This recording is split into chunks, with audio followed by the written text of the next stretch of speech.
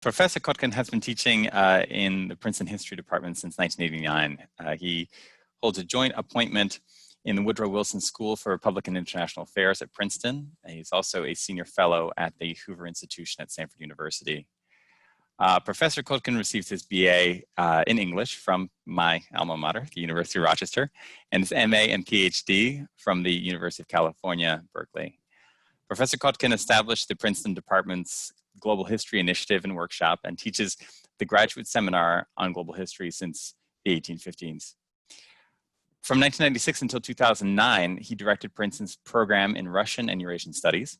He has been the vice dean of the Woodrow Wilson School and acting director of the Princeton Institute for International and Regional Studies. In 2014 to 2015, he served as the acting director of what is now Russian, East European, and Eurasian Studies. Outside Princeton from 2006 until taking a break in February 2009, he was the regular book reviewer for the New York Times Sunday Business section. His latest book is Stalin, Waiting for Hitler, 1929 to 1941. And today he will be speaking on US-Russian relations with all of you. So please give a warm MSSR 2020 welcome to Professor Stephen Kotkin. Thank you. Thank you for the honor of the invitation. It's great to see so much talent assembled.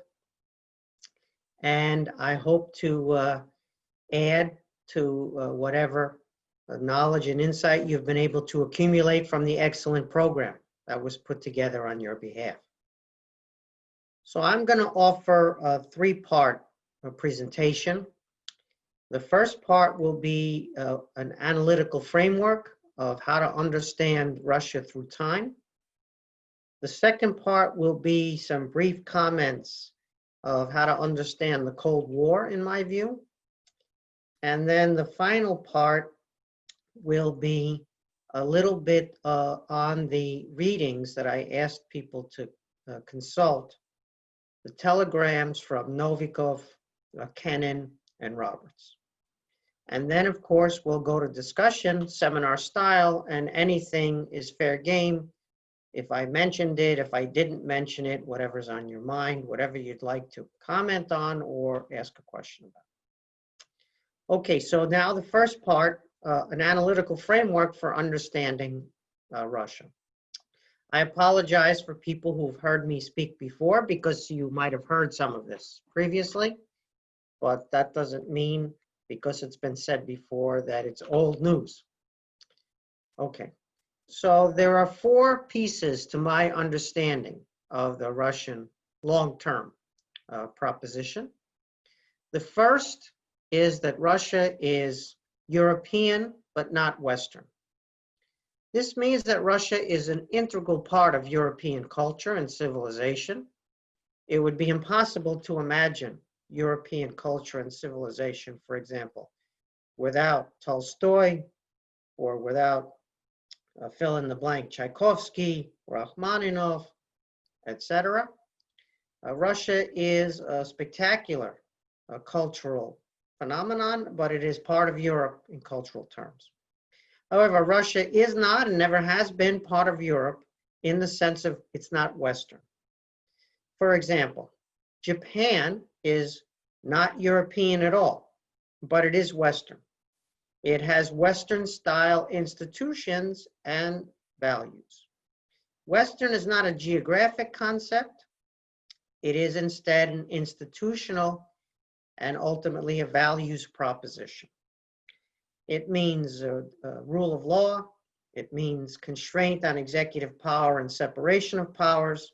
It means a free and open society. It means an independent judiciary, and we could go on. I hesitate to go into too much detail on the concept of the West, since another person on this Zoom has recently finished an important book about the West, which I would be happy to discuss if it came up in the follow-on Q&A. So this means that there are very significant limits on cooperation with Russia and the West. since it is not a Western power and is not on the path to become Western in institutional and value terms. It also means, however, that there are significant limits on Russia's relations in the Far East, because although China, for example, is also non-Western, Russia is European. And so Russia has a pull, a kind of undertow or pull, as we would say, in speaking about, for example, the oceans, towards Europe, which puts a ceiling on the extent to which Russia and China can get closer and closer. It doesn't prohibit that, it just puts a ceiling on how far that can go. Russia is alienated from the West, mostly by choice. At the same time, Russia can never alienate completely because it's European. Russia is close to China today, closer than it's been otherwise in my lifetime, including in the early Soviet period, when the closeness was barbed. The early Chinese Communist period, I'm sorry, when the closeness was barbed. But once again, there are limits there. Okay. The second of my 4-point proposition on Russian through the ages and analytical framework is that Russia is relatively backward. It's not backward, it's relatively backward. It is not the first or even the second great power. In fact, Russia is predominantly a commodity exporter.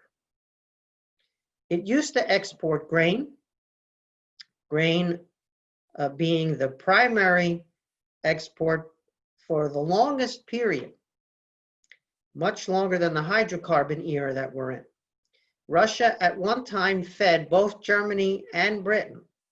The two powers that went to war in the First World War were both fed, both gigantic importers of Russian grain. Even after 1917, grain was the key to the Soviet economy, and for a while thereafter, grain exports were seen as a critical lever for the country's development. Eventually, as I said, hydrocarbons displaced grain, but the commodity exporting nature of Russian power and the Russian economy has persisted. This means that Russia is utterly dependent on technology transfer and FDI from the most advanced countries. All commodity exporters have a dependency on technology transfer and FDI. Of course, nowadays, Russia has very poor relations with the most advanced countries and is not benefiting from significant technology transfer or FDI. And as a result, the Russian economy is in a period of stagnation, or if you want, devolution even. You'll notice that there has been very little significant technology transfer from China to Russia. The Chinese are only sending technology to Russia that enhances Chinese power. So, for example, 5G, which gives China control over the Russian communication network, they're happy to transfer that technology. But otherwise, they're very cautious. So there's a technology desert in Russia today, which cannot persist indefinitely. Commodity exporters cannot persist for long periods of time without technology transfer and FDI, foreign direct investment. Okay, number 3. What we see after a long period of desert in the technology transfer is a sudden rapprochement with the West. The rapprochement with the West is usually led by someone who's called a reformer, someone who seems very pro-Western, but these only happen as the gap with the West has increased and has frightened the anti-Western security services and the hard men who generally call the shots inside a Russian regime. And so the reformer's face is out front, and the reformer seems to be pushing and doing the main agent of the reform. But the reformer's path to power was only possible because the hard men were frightened by the widening gap between Russia's power and Western power or other advanced countries. In fact, Gorbachev was brought to power by the KGB. Okay. So reform doesn't just happen because there are some nice people and they're pro-Western. Reform happens because of a panic from the unnice people, because of this problem of technology desert, FDI desert, widening gap with the West. This doesn't mean that they're ready to import Western ideas and Western institutions and values. They're looking for Western technology and an enhancement of Russian power. There are some in the reformist camp who also want the constitutionalism, the constraints on executive power, the rule of law. Invariably, they turn out to be a minority, and they turn out to have a lot less power than we impute to them. Moreover, if you look at the historic ratings of all pro-Western as opposed to anti-Western figures in Russian history, you will notice that the pro-Western figures average under 1% in the polls, as opposed to the anti-Western figures, including the figure who's in power today in Russia. They tend to have much higher approval ratings, beginning with Stalin. We think of Peter the Great as pro-Western, but once again, he encapsulates this model of importation of Western technique and Western money, but not necessarily of Western institutions in the sense of separation of powers, constraints on executive power, right? He'll import institutions, not rule of law, but rule by law. He'll import institutions that increase state capacity, the state's ability to impose its will, but not institutions that will constrain the state's ability to impose its will on behalf of civil liberties or property rights. So this is a long-standing dynamic. Once again, it's different under different incarnations of the regime that's in power. It's not the same exactly, but it is a long-term pattern with the differentiation. I could go into the differentiation between the Tsarist, Soviet, and Putin regimes as necessary, but it's the pattern that's important. Okay. You'll notice that this is often laced with a sense of special mission in the world, a sense of messianism, so that the anti-Westernism is not anti alone, it is pro in the sense of a dynamic, a pro-Russian dynamic, which is usually formulated as Russia being a providential power, a power under God, having a special mission in the world, a unique civilization. And so the anti-Westernism is given a positive cast, which is deeply embedded and widely popular inside the country. It sometimes takes the form of other ideological spin-offs, like, for example, Eurasianism we've seen, and various other versions of this. But the main point is, Third Rome, special mission, providential power. Russia is not just anti-Western, it's a civilization unto itself.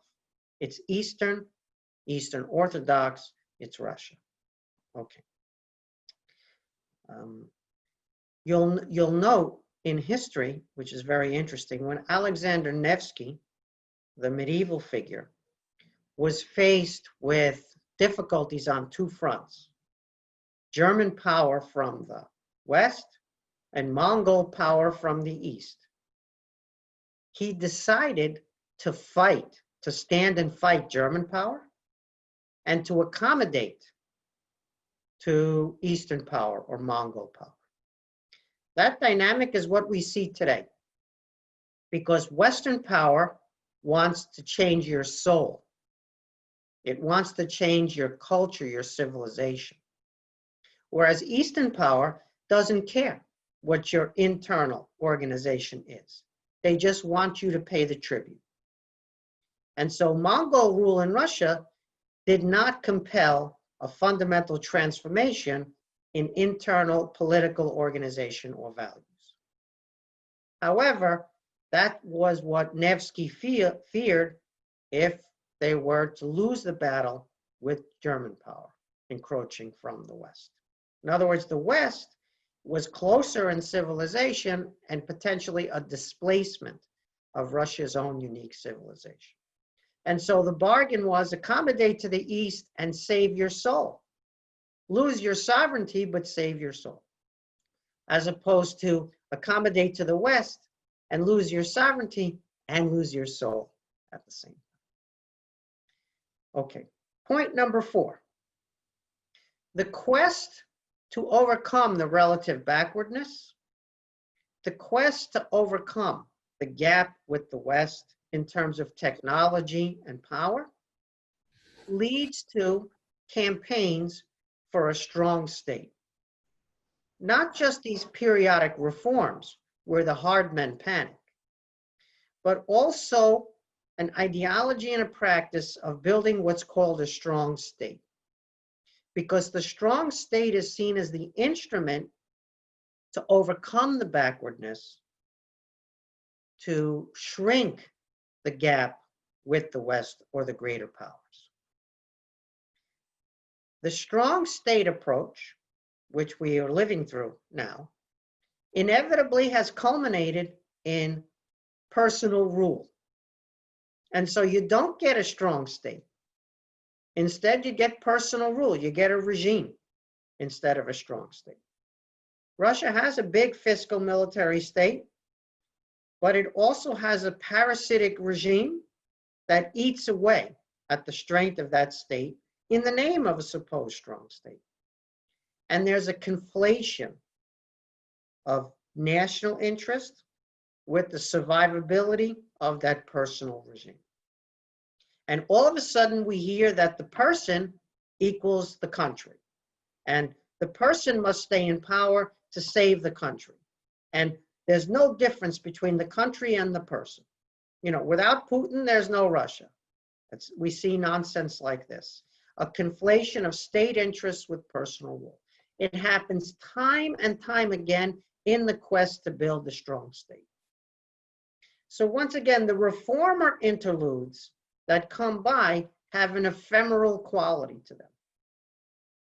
The hard men panic, the reformer in the front, right? Again and again, each time because of the fear of the gap with the West. But the strong state personal rule dynamic to overcome the gap with the West, that's something which has been much more enduring and lasts longer in time than the reform, ostensibly pro-Western episodes. Anyhow, you get the point. This is my 4-point analytical framework for understanding Russia through time. The implications for US-Russia relations, which I'll draw out before I mention the Cold War here, the implications for US-Russia relations are that bad relations are not a freak. They're not an accident. They're not an idiosyncrasy. They're not a mistake. They're not a misunderstanding.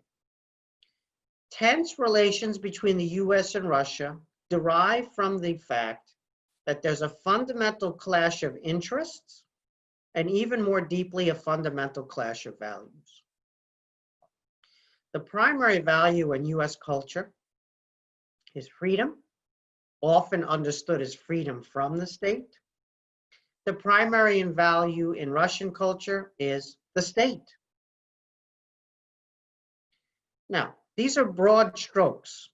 There need to be qualifications and nuance. There are exceptions to these patterns. These patterns are not 100% comprehensive. They are handles to be able to engage in the discussion.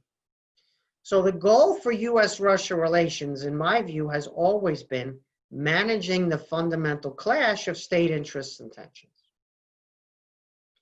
It has not been, let's be friends, let's be allies, let's pretend it's just a misunderstanding. You know, the previous administration was a bunch of idiots.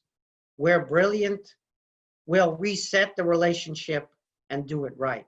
We'll listen to them, we'll talk more, we'll reset.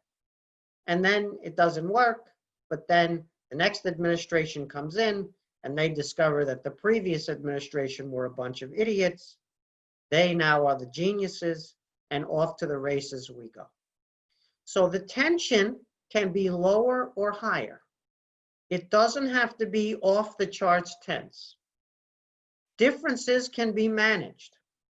As some of you already know, and most of you discover, managing difference is usually called marriage. You can manage fundamental clashes of interest and values. Otherwise, we would never have had marriage, and we would never survive in any manner. So Russian power is not going away. It collapses and collapses and comes back. And so learning to manage and live with Russian power, learning to manage the fundamental clash of state interests, and more deeper even than that, deeper than state interest clash, is of course the values clash. That doesn't mean that Russia is wrong and the US is right. This is not a moral discussion. I take no political position. That's up to you to take if you want. Okay, let's say a little bit about the Cold War and then a little bit about our three readings, and then we'll go to the seminar part. So we have the same dynamic with the Cold War. It's usually seen as a pejorative term. You know, who gets blamed for the Cold War? As if it was a mistake, a misunderstanding. You know, how could those people be so stupid as to fall into Cold War? Well, the Cold War was not a mistake or a misunderstanding. It was an achievement. It was absolutely fundamentally necessary, and we should praise those who launched it. Because standing up to the Soviet system was the right idea. And Cold War is better than hot war. The whole point of a Cold War is you don't fight a hot war. You want to fight a hot war? Go right ahead. World War II claimed 55 million deaths, more than 100 million severely wounded, more than 100 million homeless across the world. You want a war like that? Go right ahead. Instead, how about a Cold War where you don't fight that way, where 55 million people or 155 million or 255 million people don't have to die? But instead, you use strength and diplomacy to oppose what is in fact a menace. It took quite a long time for people living in the late 1940s to understand that they were already in a Cold War and that a Cold War was necessary, not a mistake. In the literature today, you still see discussions of who's to blame, and you still see discussions about how there were alternatives to the Cold War that were missed. And I ask myself, what does that mean? People say, oh, you know, the Soviet Union was just out for its own security. It wasn't really trying to take over the world, global communist style. It was just trying to provide for Soviet security. And I say, oh, really? You mean they needed to be secure in order to murder more of their people? They needed to be secure in order to impose that murderous system on their neighbors? Is that what we mean by security? Because that's what the argument implies, even if the people don't argue that themselves. Moreover, the idea that they were only out for, quote, their own security so that they could continue to murder at will, that's a great argument, except it implies that the US could have done something to make the Soviet Union feel secure. What is the evidence of that? And the answer is there is no evidence that there was any possible action by the US, including surrender, which would have made the regime in Moscow secure. Because the regime in Moscow was congenitally insecure. It was potentially the insecurity enhanced by actions outside. But the insecurity did not derive from actions outside. It derived from within. So sure, Cold War was a mistake. There were alternatives. Sure, let them take Poland. Let them take the Baltic states. Let them deport tens of thousands. Let them put them in the gulag in Siberia. Let them execute the political class and the cultural class. Let them do that again and again, as much as they want. Because, you know, we need to make them feel secure. Because, you know, the Cold War is a mistake. Because, you know, standing up to the Soviet menace, that's crazy. Okay. So those are my views. It took a long time for this to sink in. There were some big moments. The Berlin crisis, when Stalin fundamentally miscalculated, trying to close off access to West Berlin. The coup in Czechoslovakia in March 1948. It looked like Hitler in Czechoslovakia redux. Slightly different methods, but same concept. Czechoslovakia losing its sovereignty. The big one, however, was the Korean War, when Stalin, after saying no for many, many years, said yes to Kim Il-sung so he could invade South Korea and, quote, reunify the peninsula. By that point, by that summer of 1950, everybody understood that not only were we in a Cold War, but that we were necessarily in a Cold War, that it was the necessary, unavoidable thing to do. But it took quite a long time. If you look at the debates from 45 through 1950, they're all about, are we in a Cold War? Should we be in a Cold War? Every time people assert that we're in a Cold War, that tells you that the debate is not resolved. They're trying to assert it because there are doubts about it. You could apply this to China today. You know, are we in a Cold War? Should we be in a Cold War? Oh, no. Let's just let China do everything they want. They want to impose their security system on Hong Kong and violate the treaty that they themselves signed about one country, two systems. Go right ahead. We want to avoid a Cold War. We don't need a Cold War. Sure, let them swallow up Hong Kong in violation of the treaty. They want to attack Taiwan and bring Taiwan under their rule. Okay, sure, because otherwise we might be in a Cold War if we oppose that. They want to take the Senkaku Islands and provoke Japan. Okay, sure, go right ahead, because if we don't be careful, we could be in a Cold War with China. So, you know, I mean, you can avoid a Cold War. It's called surrender.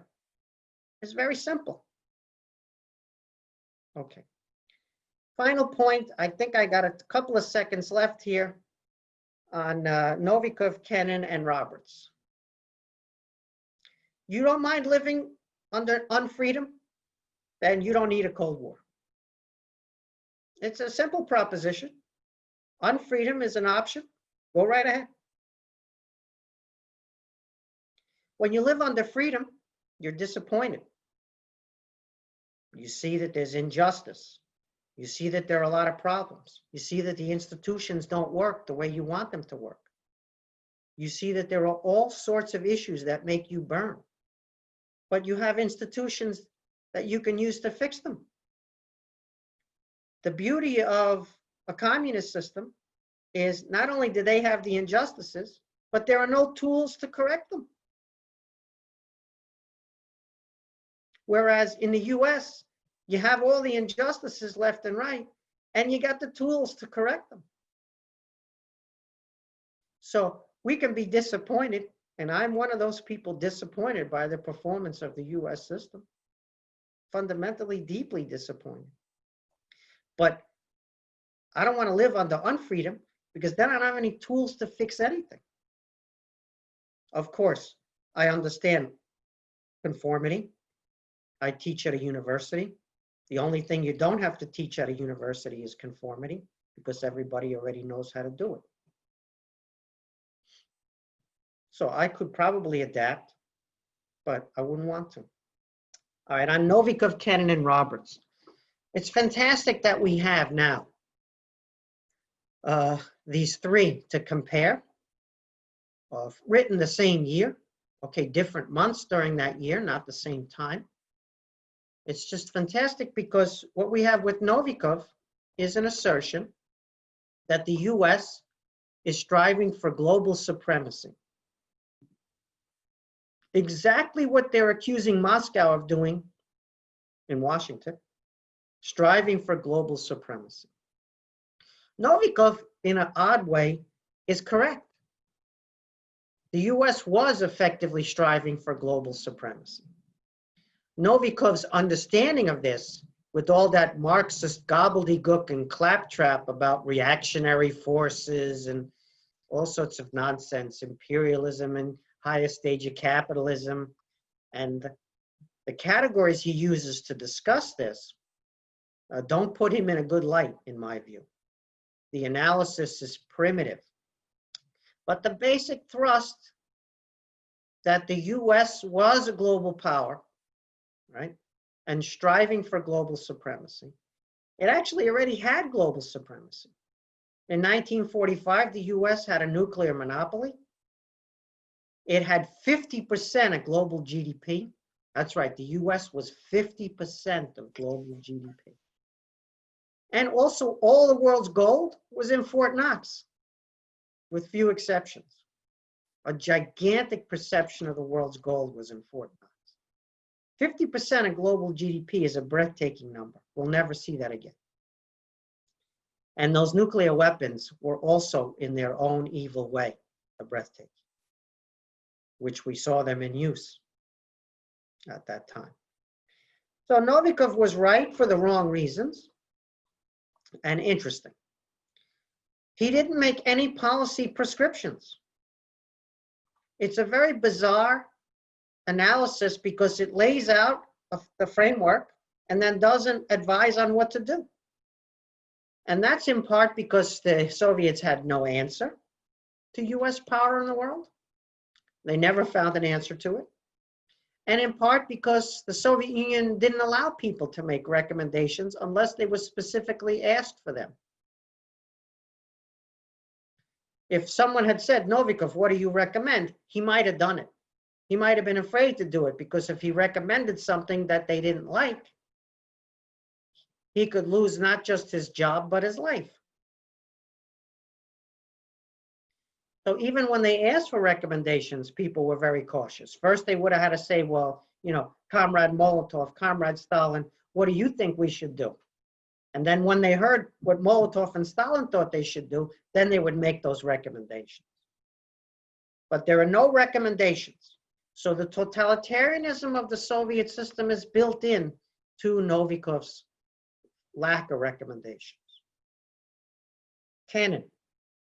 What's very interesting about Canon is containment for Canon is a strategy of rollback. It's not a permanent stasis.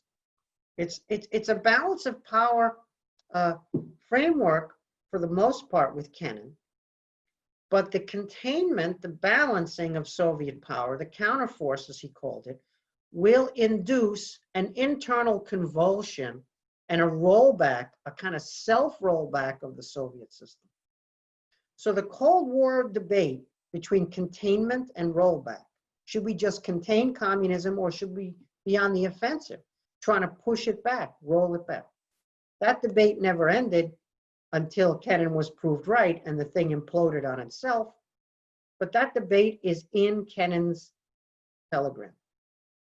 Because when he lays out containment, it's about rolling back the communist system. But the communist system will roll itself back if we just have pressure from the outside. Finally, on Roberts. I think I'm a little bit over, but then again, we did have the self-introductions, which I value very highly. Roberts also understood that the Soviet Union was a menace. So he gets an A, maybe even an A+. The British establishment was debating this. They had just been through the appeasement of Hitler. And so you would think appeasement wouldn't work anymore. you would think people would have been discredited and said, next time a menace comes along, appeasement is probably not the right policy. However, Roberts was realistic about the limitations of what Britain could afford. So even though he correctly saw the Soviet Union as a menace, no illusions, excellent examples, he keeps apologizing for the alarming picture he's sending back in his 3 telegrams, as if it's not going to be well received, right? So unlike Novikov, who's sending back Marxist-Leninist drivel, which Molotov himself is underlining because he wrote half of it, Roberts is sending back a message that maybe his superiors don't believe in. You see, because he lives in a free system and he can do stuff like that. And so he's looking in his telegram for a modus vivendi with the Soviet Union. He says, let's acknowledge it's a menace, but let's figure out how to live with it, because Britain can't afford to go toe-to-toe with the Soviets around the globe, because Britain is not 50% of GDP. It doesn't have all the gold, and it doesn't have nuclear weapons at this time when Roberts is ready. So you have these 3 contrasting presentations, one which oddly correctly assesses US global supremacy, but for the wrong reasons and with no policy prescription. Another one, which is the father of containment, which is actually about rollback. And another one, which is the Soviet Union is a menace. I'm sorry to tell you this, but I got to tell you it because it's the truth. And at the same time, we're strapped and we may not be able to stand up with it, so we probably have to live. Anyhow, so for many reasons, not just the ones I'm elucidating, these 3 telegrams work very, very well side by side. So anyway, so that is my presentation as I planned it.